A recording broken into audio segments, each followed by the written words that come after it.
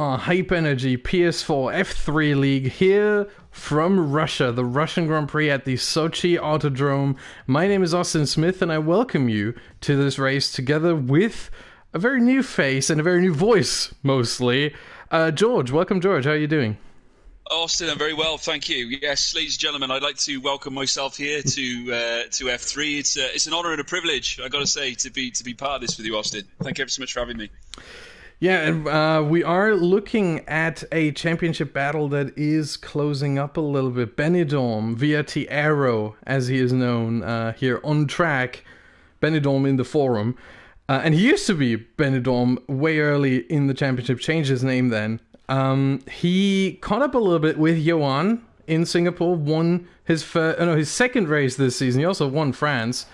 As we are looking at some clear skies, so no rain, at least for qualifying, it seems. We don't know about the race, but at least for qualifying, this seems very clear, very dry. But yeah, Benidorm now 28 points behind Johan, who still hasn't won a single race this season.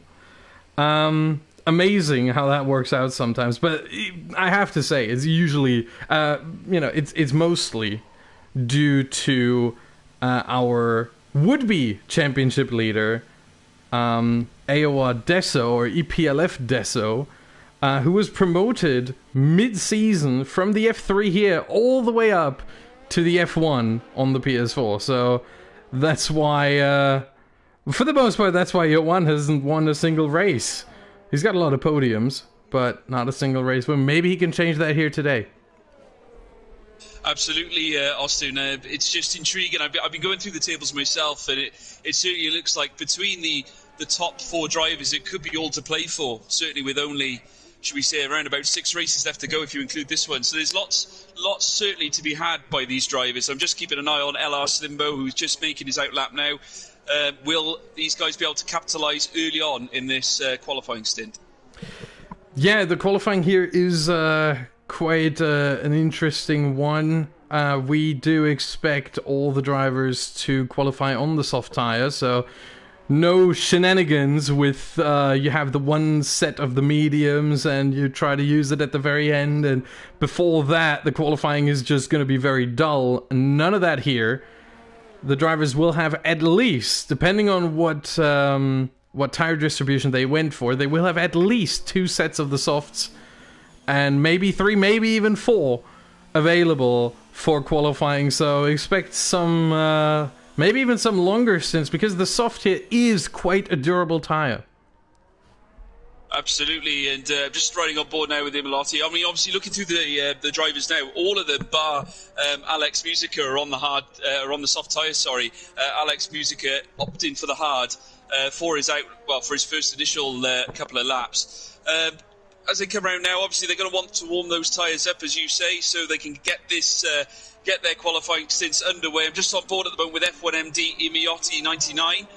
As he makes his way down towards the long straight, heading towards a right angle turn, which will be the first main turn here at Russia, and then they'll be taking almost like a spoonish sort of curve around this sort of swinging left-hander, which can throw so many drivers off if you don't control the pace. Ideally, as they take the right angle 90 degree and hit another small straight. Oh, plenty of thrills and spills on offer here today, Austin. Yeah, the track is quite an interesting one as well. You have plenty of 90-degree corners. This is one of them here. Or corners that are roughly 90 degrees. Usually you don't have much variation here.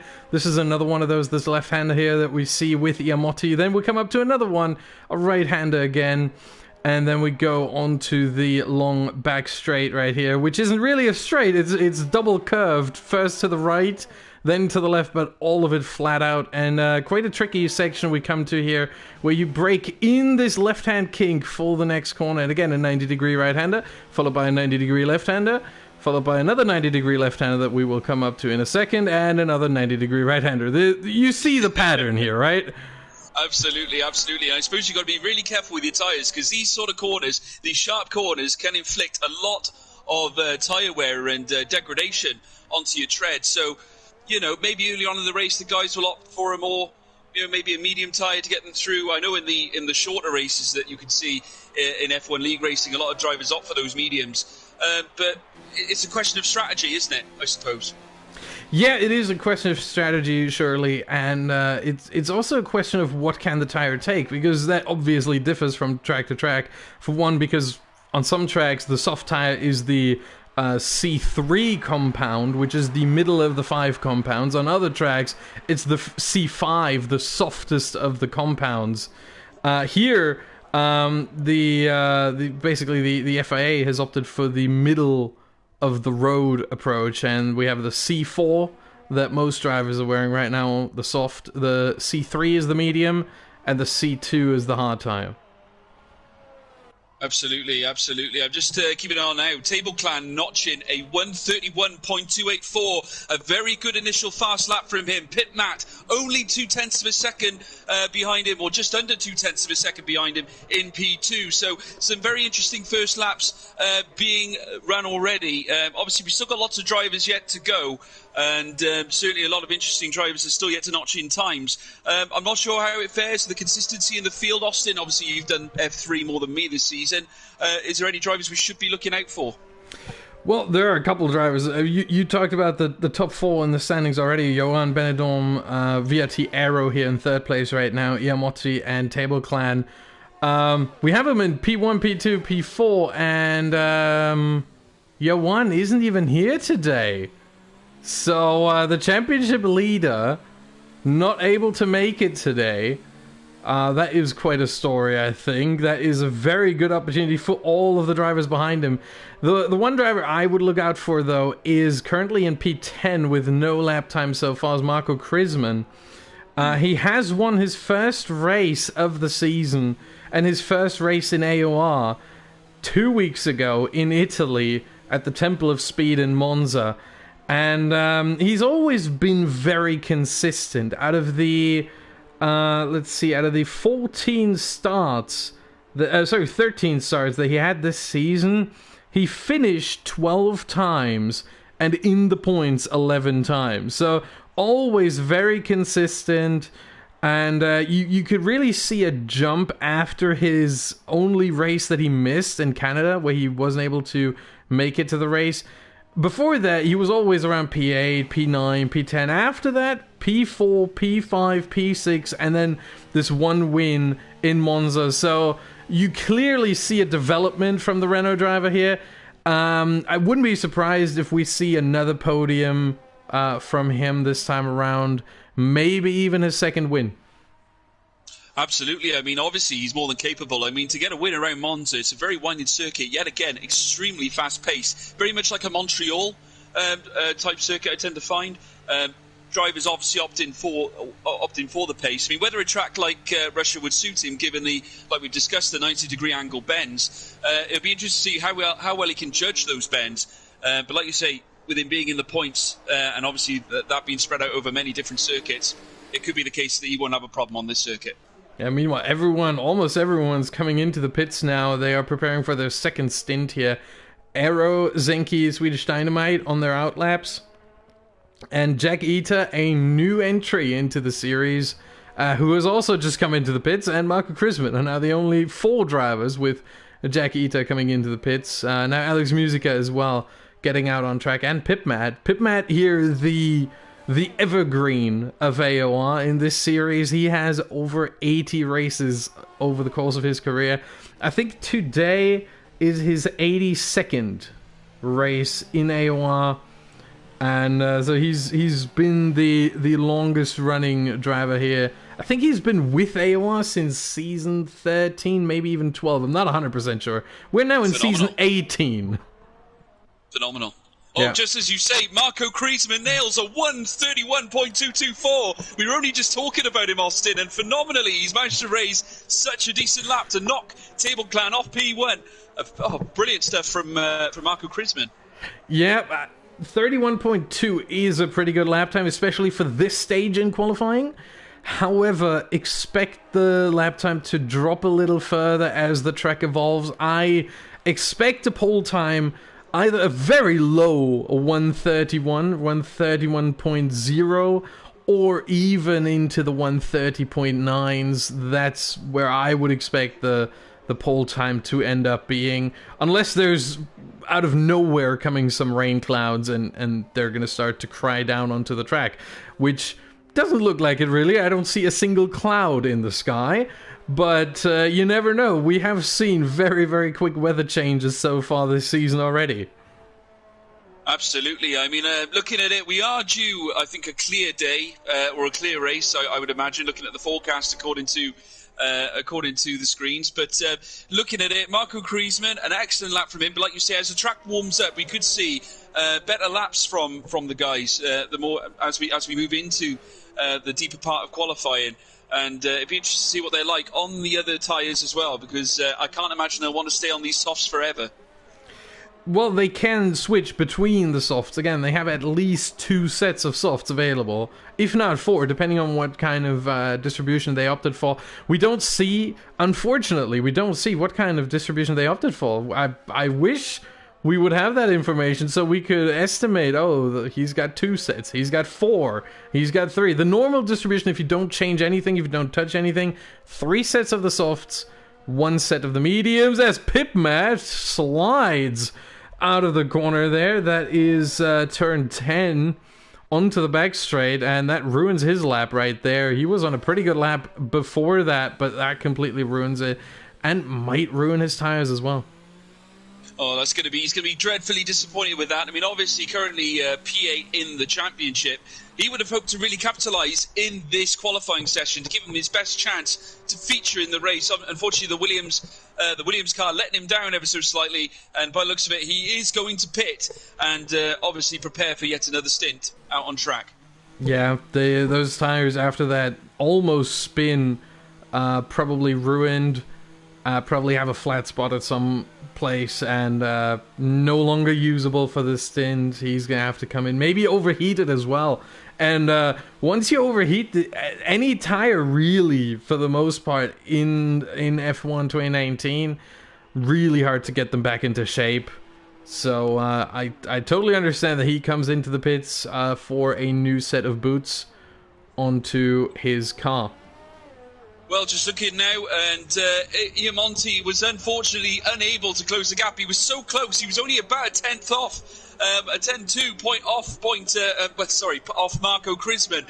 So he got extremely close. He went a bit out of shape on the final 2 bends, which obviously cost him a little bit of time. He was very, very unlucky. As we move into the last 6 minutes of qualifying, these guys have now got to realise it's going to be crunch time. They've got to start acting now to knock Marco Kriesman off top spot. Yeah, and you talked about the last 2 corners, the last corner especially. I'm trying to find someone who might be there right now, who might be coming up to that place.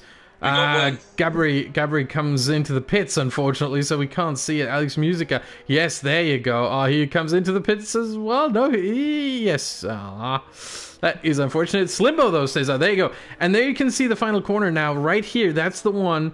And then there, he just crossed the finish line for the lap, the start-finish line.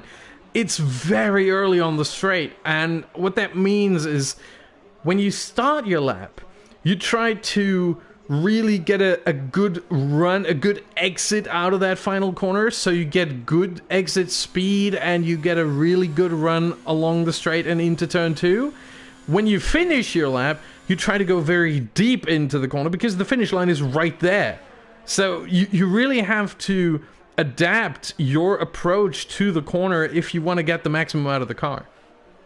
Absolutely. It's always vital to get a good exit, especially in qualifying, because obviously that exit speed really does make a difference to your qualifying lap, given you put in a perfect shift in the rest of the corners around the track. Now, I'm just watching LR Slimbo now, and he's going around pretty quick at the moment. I'm just following him round. And he's now on that little bit of a straight, well, that long straight, should I say, and he'll make his way towards the first of what I like to call a semi-chicane. and he comes in. It'll be interesting to see how he takes this and how much he gets on the exit. He takes a lot of the curb there, back inside, excellent manoeuvre there. Didn't touch the curb on the exit, but he's coming around now towards the second semi-chicane, makes the bend perfect, lovely entry, and comes out, notches a little bit of the curb, and out, immediately back on the power as he comes down towards the final couple of corners, makes his way around pretty quick. He's currently notching at 127. What's he got here now on the exit of the corner? Coming over the line, P2, very, very unlucky. Oh, just only a slightly bit out, Austin. Yeah, that was a really, really good run there. And the one thing that I instantly saw is Jack Eater, the newbie. I'm not going to say noob, but the newbie, Jack Eater in his first race here, already on provisional pole position in the Mercedes. That is a very, very good debut so far. Absolutely phenomenal start for him. And look, he was literally 0.100th of a second out. You know, it was literally, it was about 0.1. No, well, Marco Krisman just improved his time and wasn't able to beat it. Krisman had a 31.224, but he just came across the line after Jack and wasn't able to beat him, lost out by 1,000th of a second. Yeah, just literally that close. An amazing gap. I mean, I got to say, you can't take anything away from Jack Eater. That's a phenomenal debut qualifying session for that man. Excellent, great stuff from him. And I look forward to seeing what he can do in the race. I think it's going to be certainly Jack Eater and Marco Krisman are going to be really battling it out in the early stages of this race. It's going to be a fascinating encounter, Austin. Yeah, I mean, look at all the drivers right now. Look at the difference between P1 and P10. We're talking half a second here. This is nothing. This is absolutely. This is about the closest I've ever seen this grid, and it's absolutely amazing. Usually, when we have 13 runners, usually we have the top 10, 11 inside 1 second. To have them inside half a second, just over. With Alex Musica, Swedish Dynamite on the 100th, you know, it's 0.54. Let's say half a second. My God, those 400ths don't really matter. It's just amazing to see, and I think this is going to make for an interesting race. And what that also tells me is that a driver on this track here can really gain some time, can really gain positions and points in the race if they stay penalty free, because the Russian circuit here, the Sochi Autodrome, it's basically corner cutting central. The curbs here are so flat. You have to, if you want a good lap time, you have to ride over them with at least 2 tires. You can't do it with 4 because that gives you a warning or invalidates your lap in qualifying right now. But in the race, if you want to be on pace, you have to get every corner absolutely right. And that is why I've talked to a couple of drivers. They don't really like this track. I personally love it because it's the curbs don't punish you as much. The curbs themselves, they don't spin you out. We had Hungary a couple of weeks ago. That, I think it was turn 5, inside curb, just if you looked at it the wrong way, it spun you out. None of that here. But also, you get punished in a different way, and if you are able to keep it clean and find that balance, you are gonna gain so much. Well, just looking around now towards the final corners, and Pit Matt is putting in a hell of a lap here as he comes around the bend. I think he might have cost some time, though, in the early set. He takes P1! Absolutely phenomenal! We've only got 20 seconds left in qualifying. Pit Matt bringing out the lap of his life as he came around that bend. It looked like he lost a little bit of shape, but he nearly made it dead on 1:31. An absolute phenomenal drive there from him. And now Francis takes P1! Unbelievable scenes, Austin. What are we looking at? Yeah, this won't be the last one. Iamotti just came across the line with about 20 seconds left, 30 seconds left in the session. Gabri comes across the line, spins it away as time expires, and he will finish in P6 for now. Swedish Dynamite also coming. That is the middle sector right now. Yep, that is the middle sector. Zenki also just starting in the middle sector right now. He's still in the first sector. But let's look Swedish Dynamite then. Pitmat retires from the session. Francis isn't going to do another lap. Usually you can't take these tires for 2 hot laps around here for Swedish Dynamite, now coming into the final set. And is it the final sector? Yes, it is the final sector. And he's up by over a tenth on his previous best. That's not the best of LR Francis. That is his previous best. But that would still be an improvement of at least one position. That would put him in the top 10 for now. How can he pull off this final sector? 2 corners to go, both right-handers. That's the first one. And can he get the second one? Go deep into it, because the line is coming up right here, and that is P9. Gets another position out of it. Now we have to look at Iamotti. He is abandoning his lap, so he goes into the pits, and that is it, because Zenki has retired from the session. So it is LR Francis on pole position with, as I predicted, a 31.0. So we didn't break into the 130s, but it is a very low 131.050 for Francis, only half a tenth away from breaking that 130 barrier. Oh, phenomenal driving, Austin. Just going through the table, as you said, the times are so bunched together. We got everything between a second of these drivers from P1 to 12, and it just goes to show any one of these 12 drivers could win this race on their best form, just judging on these times alone. Yeah, and the interesting thing that I just realized is, when I say 90-degree corners, what other track might come to your mind earlier in the season? Around the first part of the season, the first about 5, 6, 7 races? A lot of 90-degree corners. Oh, well, are you talking about one of the street circuits by any chance? Yeah. Yeah, you wouldn't be talking about Azerbaijan by any chance. I am talking about Azerbaijan. And guess who got pole position and the win earlier this season in Azerbaijan? It was Francis, of all people. Oh. So these 90-degree corners seem to really suit him. Are we calling him the bookie's favourite then, Austin? I think so. I mean, if you're in pole position, you're pretty much the bookie's favourite. Yeah, you've got to be. I mean, like you said, though, these times are so tight, anyone could possibly win it. I think we're going to see some upsets here today. Certainly it gives some opportunities for the other drivers, certainly with Young Sim Racing being out on this one. Anyone in that top 4 could easily put themselves in a position to take P1 in the championship. Because the gap is a little bit too big, at least for now. Again, 28 points is the gap between Johan and Viatiero, who is in second place. So no one is able to take the lead from Johan this time around, but they can certainly close the gap and put themselves in a position to get that lead in the championship later on in the season. We still have, with this one here, with the Russian Grand Prix, 6 races to go. So plenty of points to be spread around. And a 0 for Johan here today, as he's not able to make it.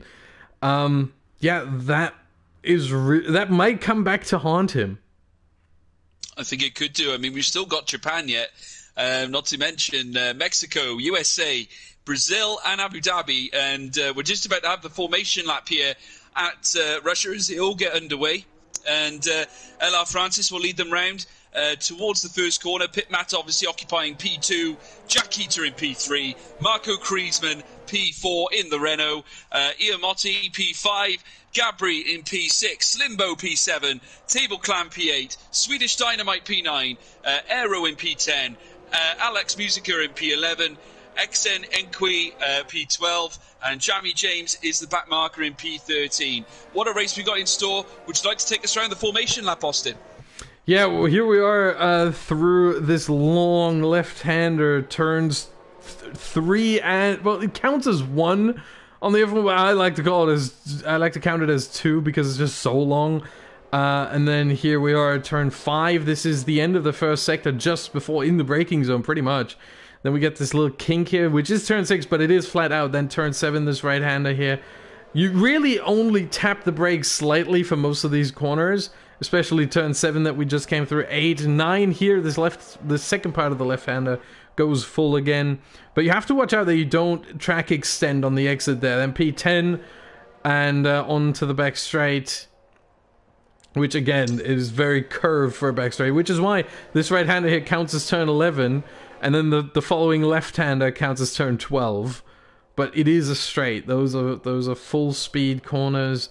And then turn 13 is when we get into the right-angled section of the track, or the final right-angled section, really, sector 3.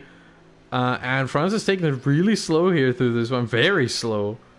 Trying to bunch up the field, it seems. Maybe not to cool out his own tires, or to make sure that everyone else cool out their tires. I don't know what exactly the idea behind this is, but yeah, France is taking it really slow, and Pipmat has skipped him on the formation lap. I'm not sure that's legal, but no. I don't think we care too much, because you can't sustain any damage on the formation lap, and it's really just for show. Yeah, absolutely. I think obviously... Well, I have to say, it is also to warm up your tires. If you don't do it, you are going to be at a disadvantage on the first lap or two. Yeah, well, certainly the first corner, you want to make sure those tyres are red hot as they start to take their grip positions here. And we are about to get ourselves underway here at Sochi for the Russian Grand Prix. Austin, I'm really excited on this one. I hope you are too at home. And we're very, very shortly about to see the lights go red and then disappear here at Sochi. Brace yourselves, ladies and gentlemen, as they start to light up now. And it's the first light, second light, third light, fourth light, 5 lights. And it's away they go here in Sochi, and it's LR Francis who leads the way. Pipmat in P2, Jackie to there, but LR Francis getting the start of his life here. He's got only cars behind him, no chances, crashes. Who we lost there? We've lost Marco Kriesman, the man we tipped before in qualifying has been knocked out of the race. AX Enqui, I don't think he's retired. I think he's still in. Might have just sustained some wing damage, but as they come round the main spoon bend, and they got LR Francis, Pipmat in P2, Jackita has managed to move back into P3. Slimbo in P4, and Gabri has moved up to P6. A great start from him, though he did run a bit out wide there, a little bit of oversteer. God, drama at the start here, Austin. Yeah, huge collision there, and twice now that Gabri has been struggling out on the exit of a corner while he was side by side with his teammate Swedish Dynamite. Loses a position out to Alex Musica, who also struggled at least once there. They're going side by side through turns 8 and 9 here. And Gabri has to take a little bit of evasive action that goes wide on that corner exit. Lots of stuff happening here in the midfield, and for the back markers here as well. Marco Kriesman, his race really pretty much ruined at this point. Very, very unlucky. He was he was squeezed in between, I think it was Jack Ita and Iamotti, who were closing in on him, and he had to pull out and couldn't do it in time.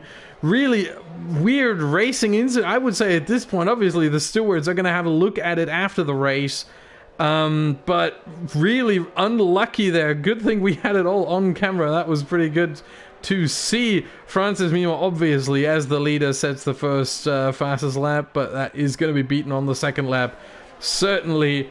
And Gabri goes into the pits as well. Maybe that's why he was struggling. He has some front wing damage. Let's see. And no, he doesn't. Is that a tyre change? It is just a tyre change, yes. Marco Kriesman, different story. He certainly has front wing damage. But there was no... I mean, he has no front wing. And his pit crew wasn't ready either. My goodness.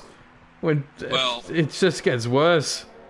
That could cost him heavily at the end of this race. But just riding on board in front, Jackita is all over the gearbox of Pipmat as they come round towards the next left-hand bend. And LR France is currently sustaining a 0.4 of a second lead over Pipmat. That's been extended to 5. I think Pipmat got a bit of a poor exit there off that corner. And there we got an overtake, and Iamotti's moved into P3. An excellent move. Jackita went a bit wide, and Iamotti capitalised straight away with a great exit and manages to get P3 off Jack Eater, and Slimbo is all over. Oh, we could have carnage here, and he does go wide there, Slimbo. Jack Eater holds P4, though he is in a lot of trouble, Austin. Yeah, and I would say on the second part of that semi-chicane, as you call it, Slimbo did really well to pull out there, because I don't think there was a move on at this point, and Jack Eater just closed the door on him as Jack Eater is trying to get his position back that he just lost to Iamotti. He's all over him. Can he do it? DRS will now be enabled, and they will instantly have it, but they will all have it. Everyone behind France is going to have DRS. All the way down to P9 to Vietti Aero. He might try a brave move here down the outside. The Silver Arrows comes in out of nowhere. Oh, that could be a steward's call there. That was a bold move, and he's paid the price because Slimbo has moved into P4. The Swedish Dynamite in the Haas has managed to take P5, and we got a McLaren that moves into P6. Absolute cease. Jack Eater costing himself big time. Drops down to P7. Austin, unbelievable move.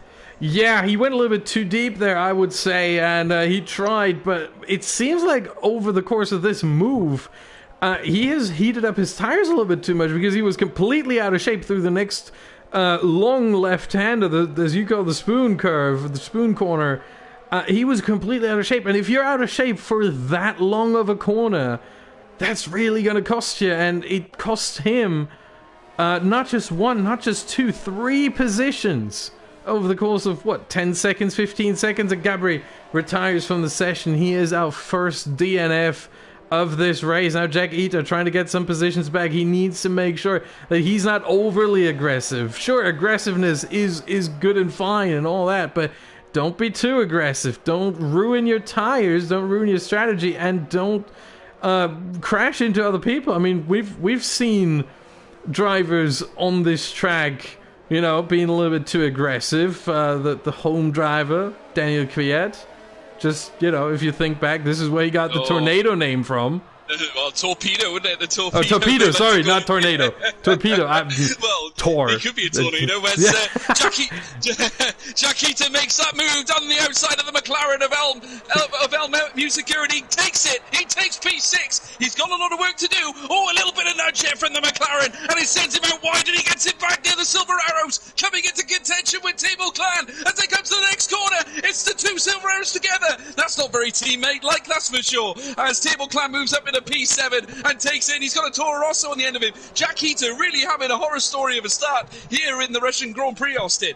Yeah, and there is Aero, who's been struggling all through the race so far, and through the whole weekend, if you will, through the whole race day so far, and now finally making up a second position from the start. Only qualified in P10, now he's up to P8 at least. But Jack Eater really struggling. I think at this point, it's got to be that his tires are just completely overheated and completely out of shape. And there goes the next one, Zenki, trying to make a move as Aero goes past Table Clan around the outside. Ooh, a little bit of a squeeze there, but Aero still has the upper hand for now. Inside through this one, and they're still not giving. They're still side by side. What is happening at Table Clan? Does he keep the position? Yes, slots in ahead of Aero, so he does keep P7. Well, we got Alex Musica has spun. Alex Musica has spun between the final 2 corners, just ahead of the final corner, and front wing damage. Yeah, front wing damage to the right side. The end plate is gone, and a little bit more. A lot more, in fact. As Slimbo is dropping down the order. What happened to him?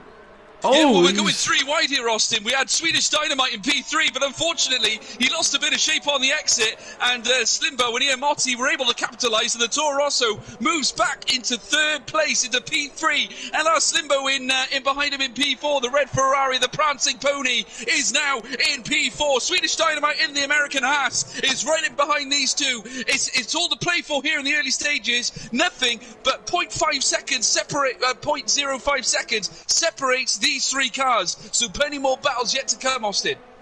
Yeah, absolutely amazing to see. Meanwhile, up ahead we have yellow flags in sector 2. Someone, let's scroll through. Can we see what happened there? Jack Eater spun on the exit of turn 8 and 9. Yeah, and I think obviously is aggression getting the better of him here, Austin? Yeah, and I think, again, we're talking about his tire temperatures. They must be through the roof at this point. And he has to try to reel them back in, and or B, pit as early as he can, depending on what his strategy allows him to do, because the shape his tires are in right now, he's just going to lose more and more time, and he's going to spin more, and he's maybe even going to put it in the wall. He doesn't have any damage, but here he comes. He does go into the pits. He needs to get rid of these tires ASAP, and he does. Well, we're just on board now with Slimbo as they come towards the next, the first major corner in towards the Spoon Curve, as I like to call it. And the prancing horse, the red car of the Ferrari, is now all over the back of Iamonti, who's in the Toro Rosso. They take this bend now. They're leading up to the next corner. Iamonti's got to defend here as Slimbo is all over him. Arrow goes past Swedish Dynamite, then runs a little bit wide on the exit of turn 4, but keeps the position. Doesn't have to give it back. Sometimes if you overtake and then run wide, the game gives you a little bit of a message saying, leave the guy behind you back through and give back the position. Didn't happen this time apparently, and Arrow gets to keep it. But here we go, Slimbo trying again. Very bad run from Iamonti through turn 10, and there goes Slimbo already, and he has DRS to help him as well. Behind there, we have Arrow trying to close in on his teammate and on the Ferrari. But Slimbo, that was about the easiest move you can have when the guy in front of you makes a mistake and you get the DRS as well. Well, we can't surely already be seeing degradation in some of the soft tyres, could we? Because Iamonti definitely looked like he ran a bit wide on that corner and did easily let Slimbo through to take that P3 position. But looking further up the field, Pit Matt is still very much in touch with R16. He still hasn't managed to shake the Williams. The white Williams car is on the case of R16 in that Red Bull as they make their way along the main straight after turn 1, heading into turn 2. Here goes Iamonti past Slimbo, shoots past him round the outside and gets the position back. So he is up into P3, but that is a 3-second time penalty. You could see the corner cut from Slimbo's perspective. That was quite an egregious one there. On the exit of turn 2, on the left-hand kink there. Completely cut past that, and that is a 3-second penalty. And I talked about this earlier. Penalties are going to be huge in this race. The less you have, or the fewer you have, the better, and the more positions you might be able to gain. Meanwhile, Pipmat and Francis have been losing time to all the drivers behind.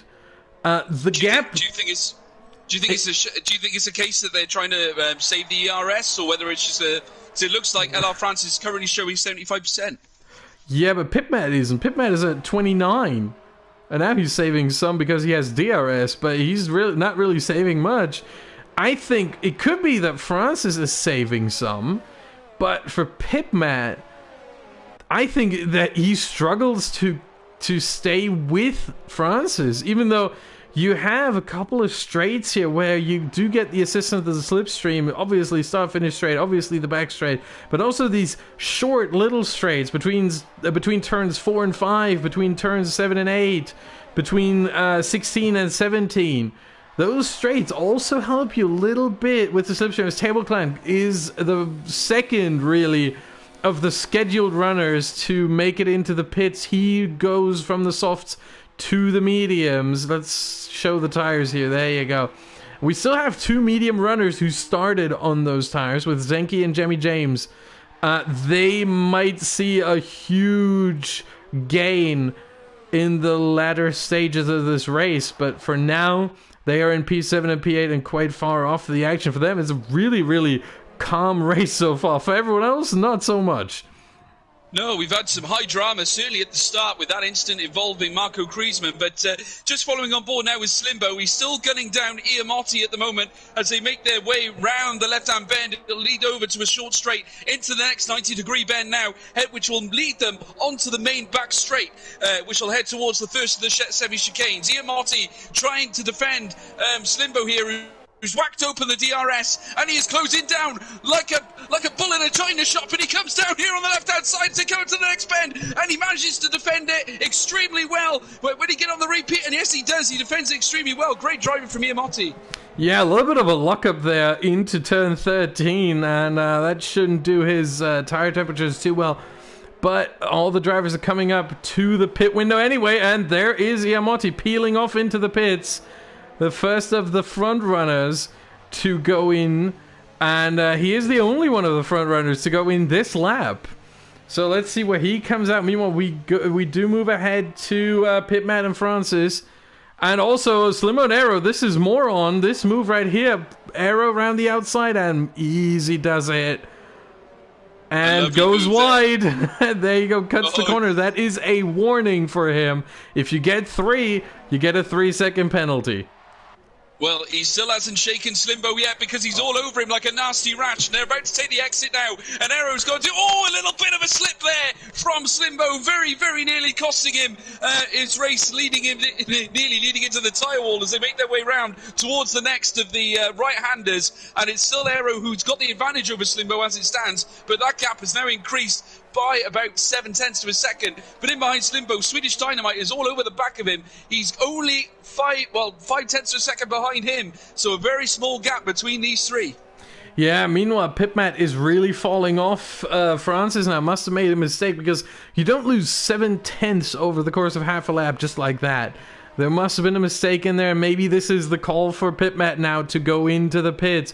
However, he hasn't requested the pit stop yet. We can see on the telemetry he hasn't requested it yet. So he's likely to stay out unless he's going to risk it or going to request it very late, which would be now. But he does come in without having requested the pit stop. That is dangerous. Maybe if it's a scheduled one, usually it would show up. Maybe he comes a lap early. I don't know what is going to happen here. Maybe the symbol just doesn't work. Slimbo also coming in. The Ferrari pit crew is standing there. The Williams pit crew is standing there as well. They are ready for him just in time. And he's going to come into the pits. Iamotti has rejoined ahead of Table Clan at the beginning of last lap. Let's see what Pipmat and Slimbo come out. Pipmat already on the exit, now accelerating again. There's Iamotti with Table Clan right behind him. And Pipmat is ahead of them. Slimbo is not. Interesting, absolutely interesting. I mean, this could be crucial with Pipmat exiting at that. Well, managing to prevail in front of these. That could effectively win him this race. Oh, here goes Table Clan. Table Clan down the inside, but it wasn't there, and he had to leave the space on the outside for Iamotti.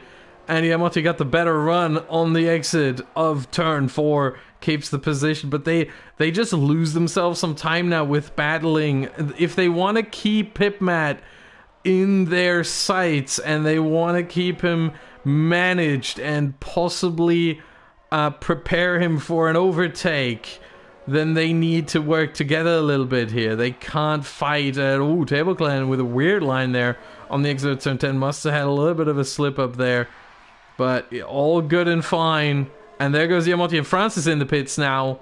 Aero follows him in, and Swedish Dynamite. So we have the top 3 now all coming in. Where do they come out? Let's look at Pipmat.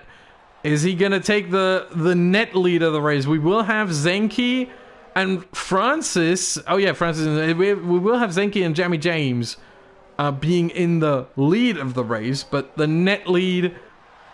Who is going to have it? Pipmat, or is it going to be... It should be Francis, although the undercut might be very mighty here.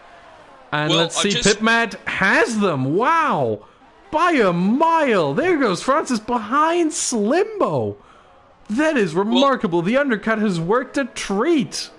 That worked phenomenally. Strategy +1 for Pipmat, and certainly that gives him a great advantage towards the final as we head towards the midpoint of this race. But Zenki, I've got to say, sneakily moving up the field on those mediums that he started on. His strategy could still yet pay off. He is still around about 18 seconds or 18.5, 19 seconds ahead of Pipmat. So there's every chance that he too can perform the undercut that we have been on about, and there's every chance he could still claim the lead in this race.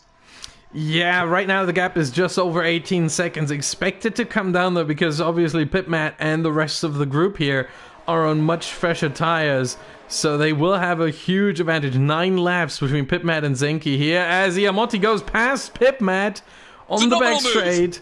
Oh, and Pipmat really close to the back of Iamotti. That Toro Rosso has probably felt the presence of the Williams behind him. And I mean, Can you believe how tightly they're bunched up, Austin? Absolutely unbelievable. All of these 6 cars are so close. Anything can happen here. I mean, surely they've got to be careful when they're judging these real tight right-handers or 90 degrees as they come around. And Iamotti landing a fastest lap of 1:35.750. Those tyres are obviously working for him.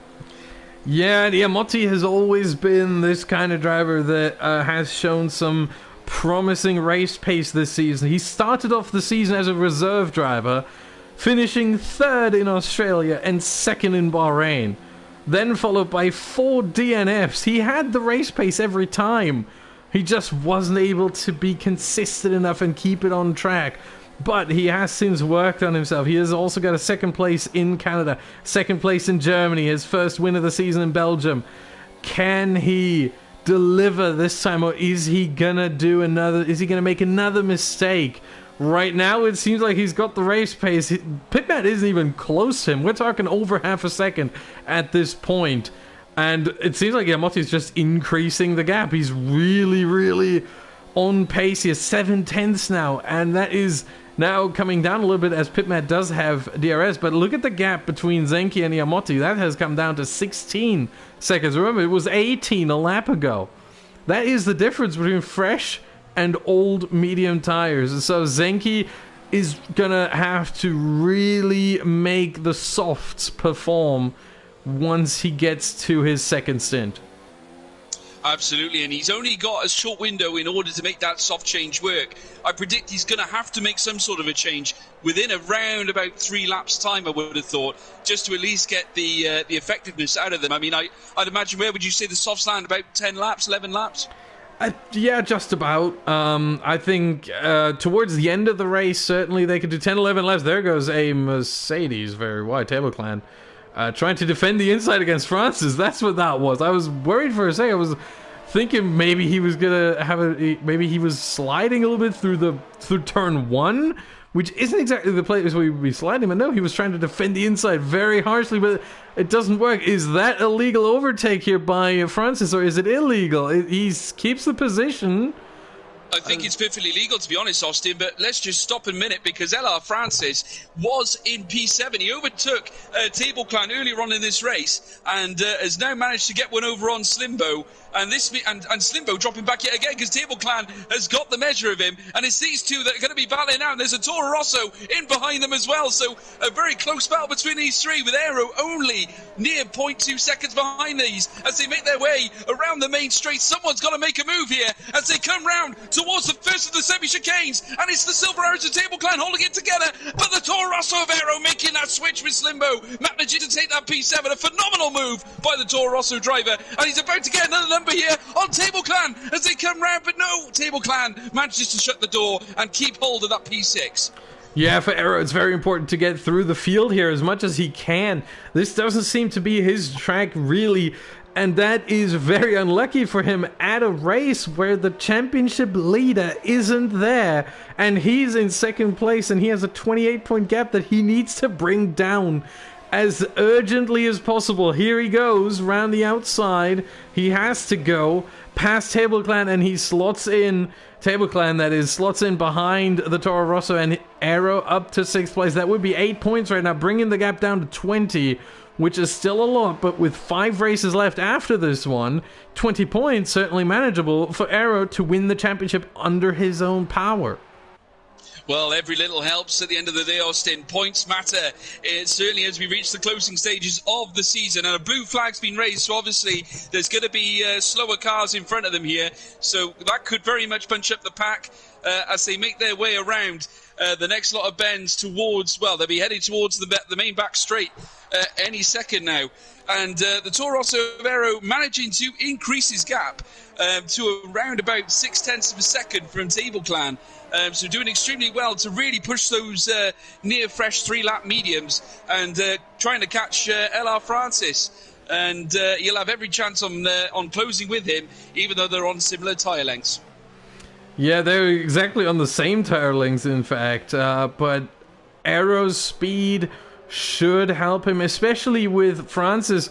Seems like being a little bit held up, maybe held up by Jamie James. They're about to come up. No, Jamie James does go into the pits. That is lucky for this whole bunch here. Because Jamie James on his old mediums, he might have been a real roadblock there for all of them. But for Aero, the most important thing is that he now gets into the DRS of Francis and of the guys ahead who aren't battling much behind him. Behind Aero, they're not battling much either, right now at least, but that's going to change over the last 13 laps here. And I think it's going to kick off rather shortly.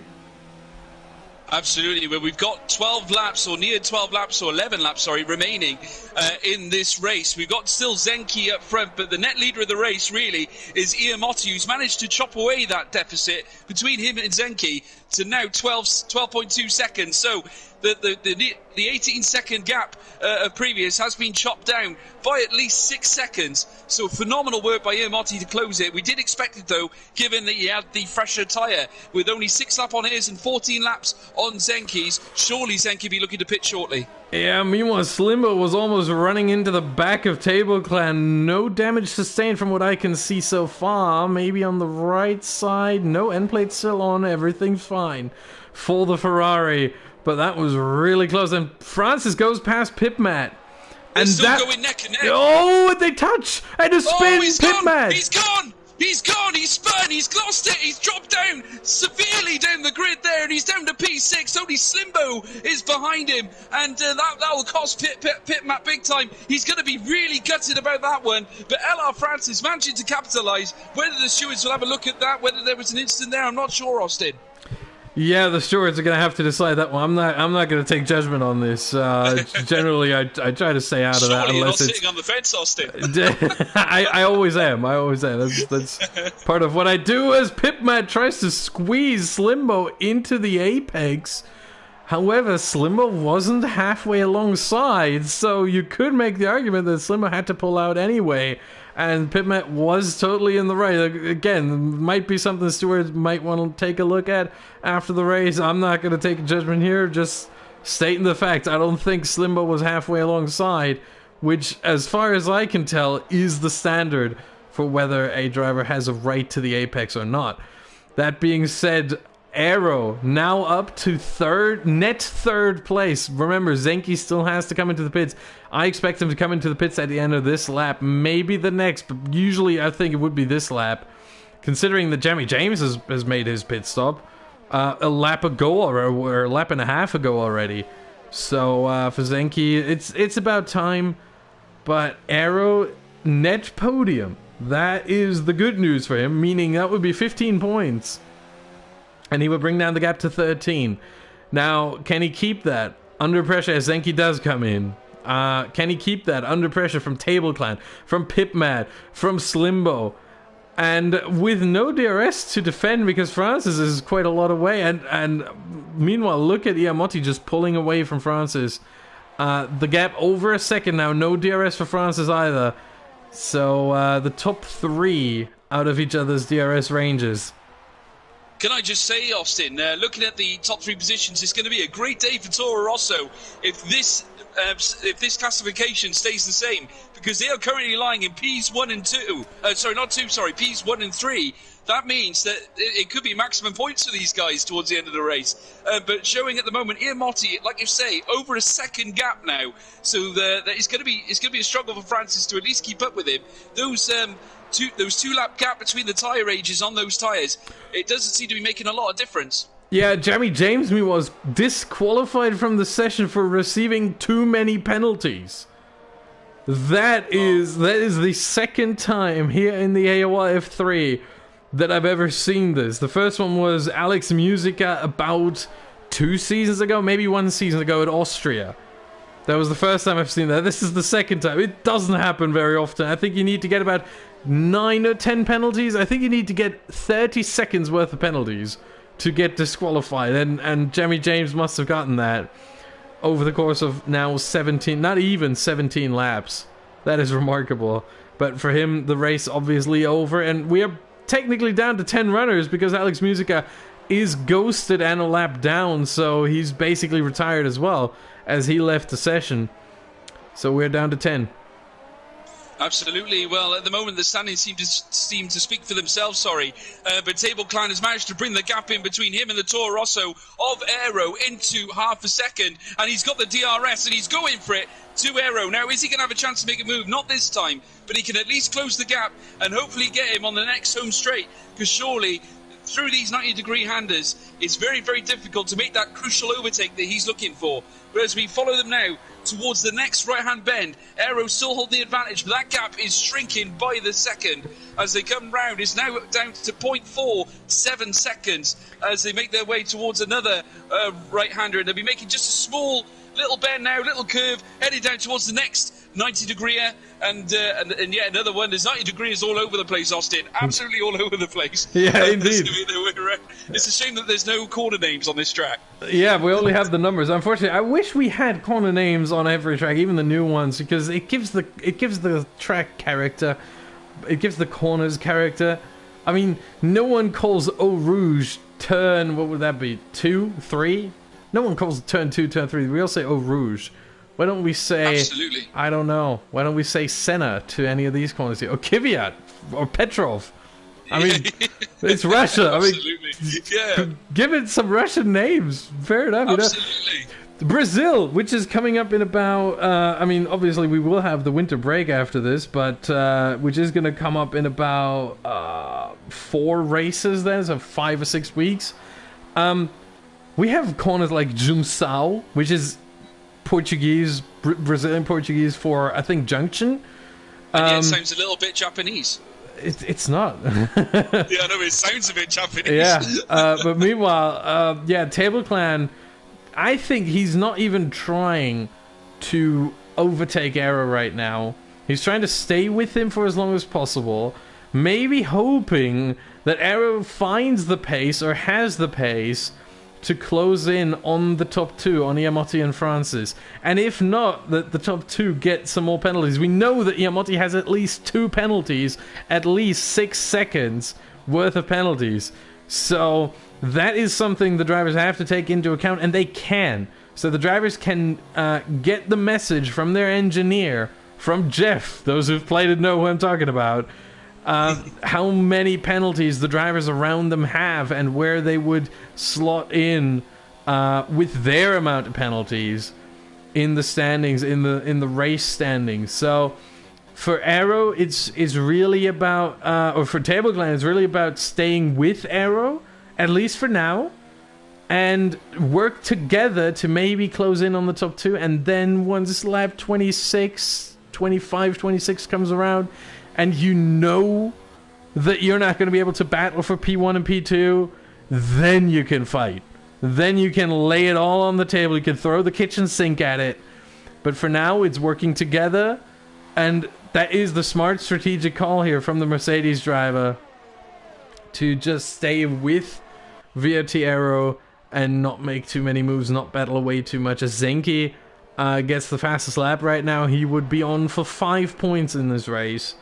Getting another 5 to his total of 10 so far. He got a 5th place in his very first race this season in Hungary. So well done him for nailing that fastest lap. Certainly those fresh softs are working a treat for him at the moment in this race. But obviously fastest laps doesn't win. Well, do they win points in this race? Yes, 1 point if you are in the top 10, just like in real Formula 1. If you're in the top 10 at the end of the race and you have the fastest lap, you get a point. If you have the fastest lap of the race and you're not in the top 10, then no one gets a point. Or no one gets an additional point. Well, as long as he holds on to P8, he'll be on to a winner. As they come round now, we're following Table Clan still because he's still gunning down for Aero. And like you say, Austin, I think obviously he's using that slipstream just to stay in touch of the Toro Rosso, just to see if anyone makes a mistake in the front too, because LR Francis has now closed the gap to 0.375 seconds, so not a lot between these two now. And but unfortunately, I'm just noticing Aero dropping back by about 3 seconds a lap. So whether he's trying to hold back the Mercedes, I have no idea, but it's all to be seen at the moment. I think, like you say, I think it's going to come down to the last few laps. Yeah, meanwhile, Francis and Yamotti maybe now battling. That is now another question. Is Francis going to try? No. Look at this. He goes down to no ERS deployment. He doesn't want to battle. He has the same thought that Table Clan might have had, or that I laid out for Table Clan, as he picks up a penalty by cutting the corner of turn 2. Crucial. Yeah. That could be crucial. That is the worst thing he could have done in this moment. There was no need for it, but he's thinking the same thing. Look, he's got a gap of 3 seconds to the guys behind, and he wants to keep that. He doesn't want to invite other people from behind by battling with the leader too early. And again, that is strategic racing right there. You don't want to battle right now. You just lose yourself some time.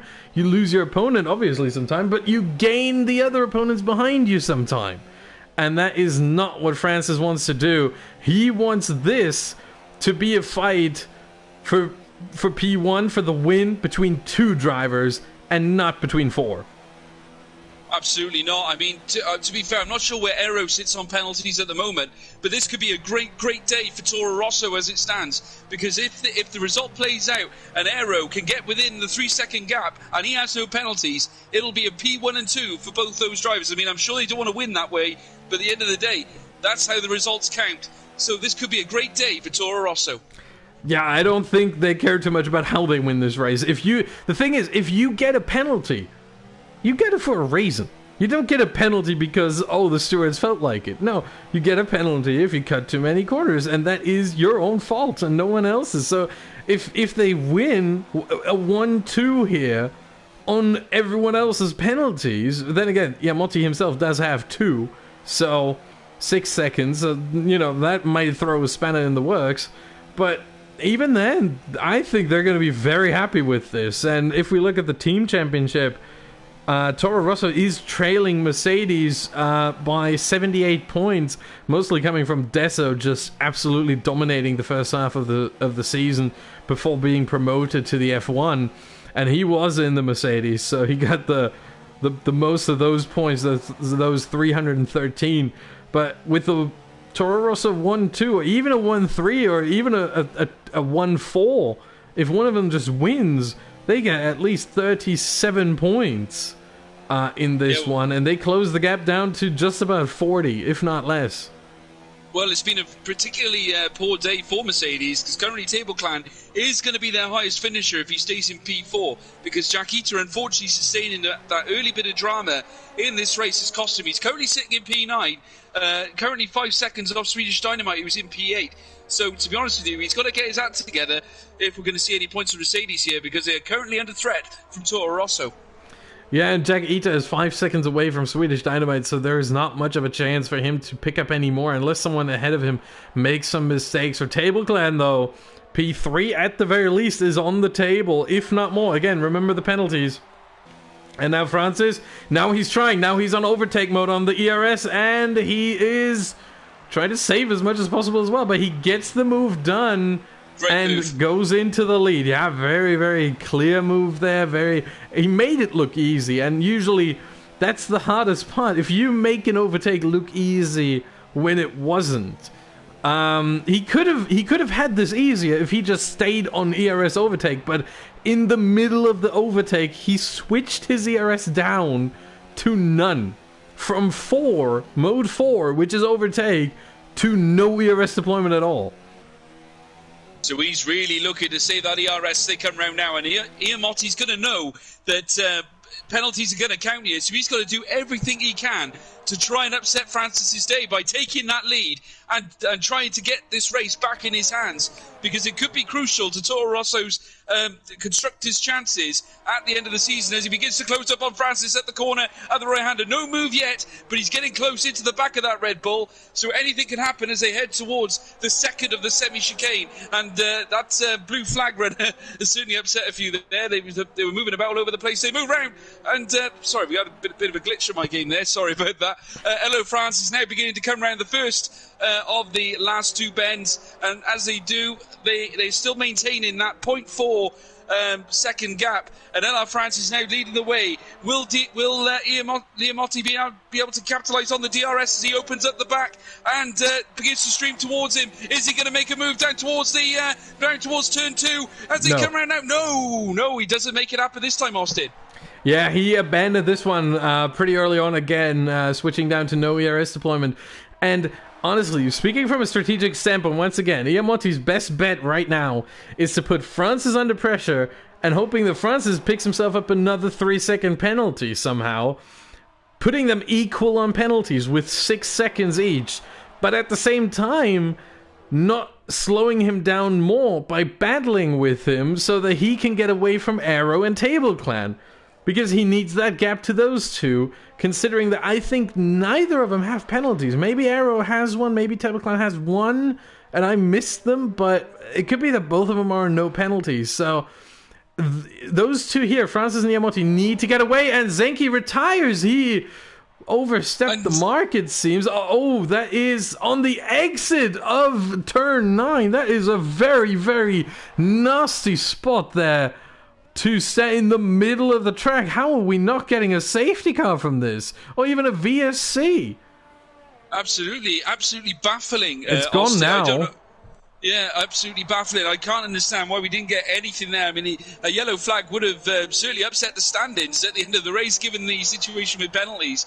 But as we look up the track, Iammotti managed to yet again overtake Francis and get that P1 position. So he's currently in the lead of the race. As things stand, penalties aside, but Francis is making his way now with DRS, coming down to turn 2, but no overtake this time, but he sticks to the back once again of Iammotti, who has got it all to do here to try and keep that Red Bull at bay.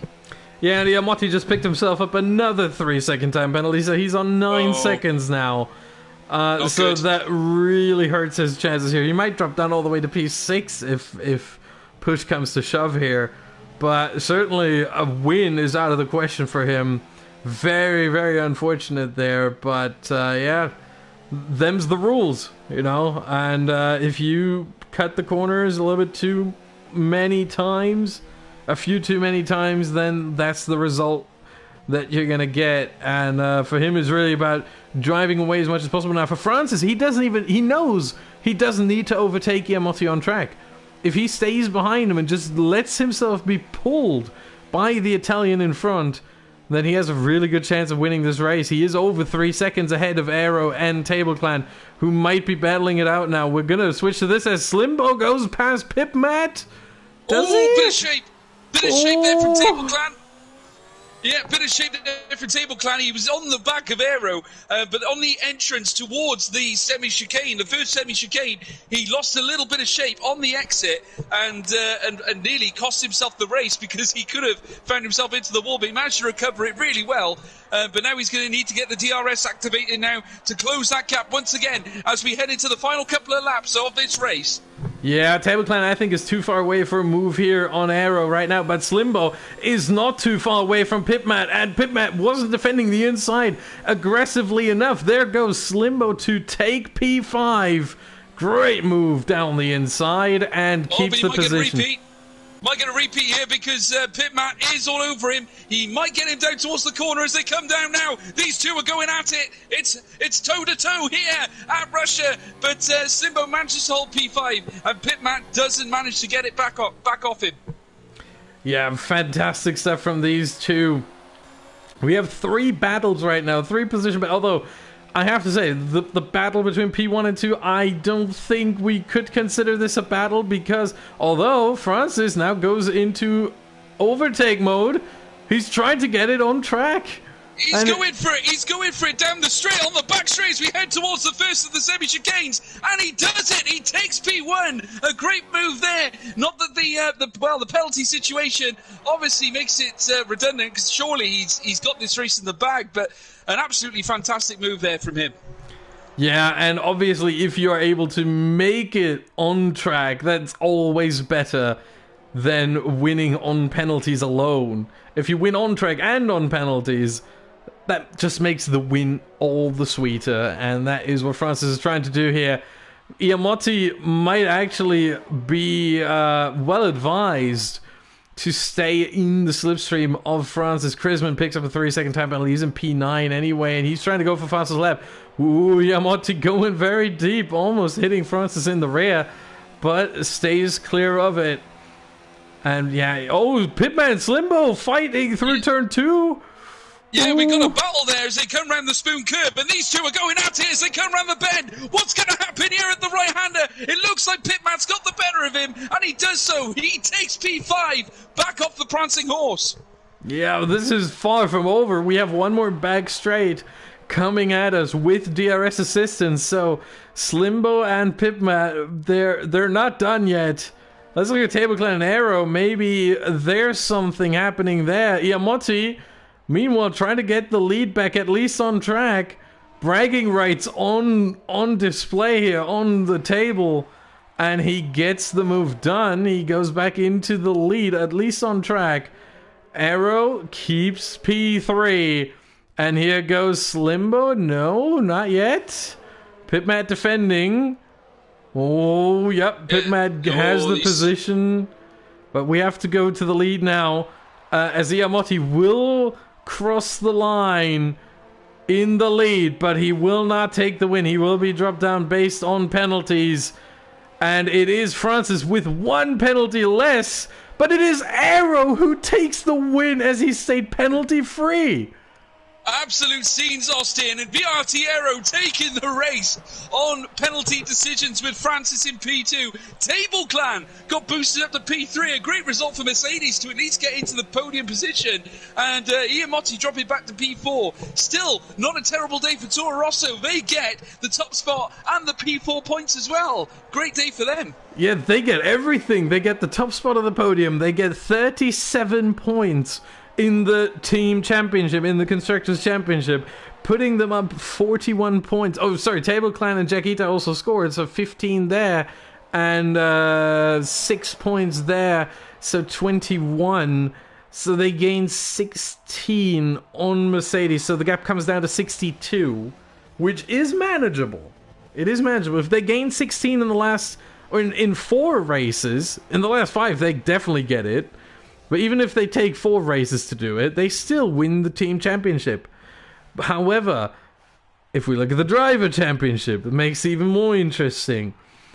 Viatiero was 28 points behind Johan before this race. He scores a full 25, putting this championship way open. 3-point gap between Johan, who wasn't able to make it today, and a winner of the Russian Grand Prix, VRT Aero. 3 points difference, 156 to 153. And there's still other drivers who can be a part of this. Let's see who got the fastest lap. It was Marco Krisman on the final lap at 133.2, so 3 points for him. That means Table Clan gets up to 117. Iamotti also 117. They're tied in the standings. That is remarkable. Marco Krisman up to 99 points. He will be in P5. No points for Gabri, no points for Pedro, who wasn't able to attend. And then we have Pipmad, who scored 10, so he will move up to 85. No position change for him. And Francis, he gets 18. He moves up to 70, so he's trying to gain on Pitmap, but also no position gain for him. But this is turning into a battle, a two-way battle for the lead of the championship right now, 156 to 153 between Johan and Aero, and a battle for third place, 117 and 117. Iamotti currently in third place because he won the Belgian Grand Prix, and Table Clan has yet to win a race this season. Absolutely phenomenal scenes, Austin. It just goes to show it's not over until it's over.